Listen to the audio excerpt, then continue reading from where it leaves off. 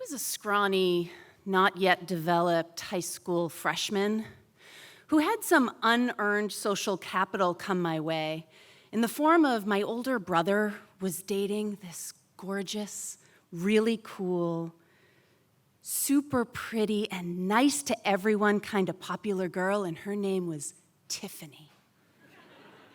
Tiffany was so good to me. She called me little sis and let me talk to her in the hallway. She had this sidekick named Erin who always eyed me suspiciously because I think she knew that I was there not on my own merit.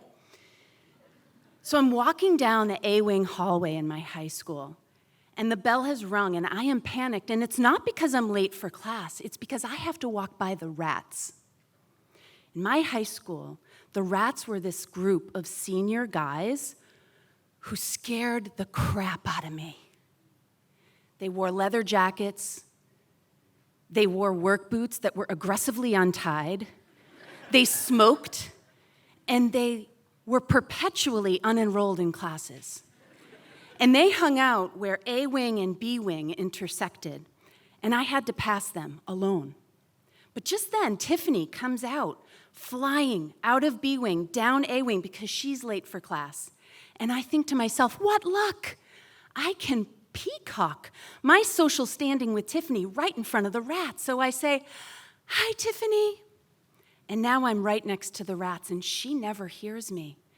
What I didn't know is that Erin was right behind her, traveling also at an alarming rate. First, I felt the shoulder impact, closely followed by the hips, and my body jettisoned across the hallway. I land on my back, and I slide, my wiry frame hitting first my head on the lockers, my legs up above me, feet also touching the lockers. And I hear Erin say, sorry, and she runs off. I open my eyes, and I see a circle of rats looking down at me. I think this can't be happening, but something peculiar happens. Two of them turn away, and they start to try to hide their laughter. One of them starts picking up my books that had fallen like confetti at a party I didn't want to be at. And the lead rat, his name was Jimmy Thompson, the scariest of all. Most peculiar, he leaned down close and he said, "You okay?" I scrambled to my feet, grabbed my book, said, "I'm fine," and I ran to my classroom. And I thought, this is it. This will forever mar my high school experience. I will never live this down. It is a small school and word travels fast. But there were no rumblings of it. 2 weeks later, I'm in the cafeteria, and it's empty except for me and Jimmy Thompson. And my friend Jeff, who is a freshman but a rat in training. And Jeff calls out to me and says, "Hey, Teresa," and I say, "Hi, Jeff."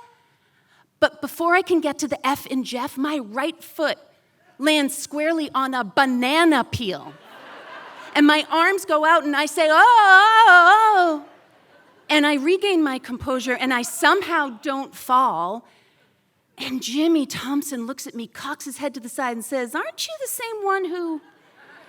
And I interrupt him, I say, "Yes." And Jeff says, "What, man?" And he goes, "Nothing, man. It's all good." I judged those rats. I was terrified of those rats. And yes, they wore leather jackets and they didn't tie their shoes. And they smoked and they cut class. But you know what? They were caring, they were compassionate, and dare I say, they protected a younger kid. About a year ago, I read on Facebook that Jimmy Thompson passed away. I saw on his wall, best friend, kind soul, beautiful heart, amazing dad, and I thought to myself, that adds up. Jimmy, if you're listening, I'm sorry for judging you, and the 14-year-old girl in me says thank you.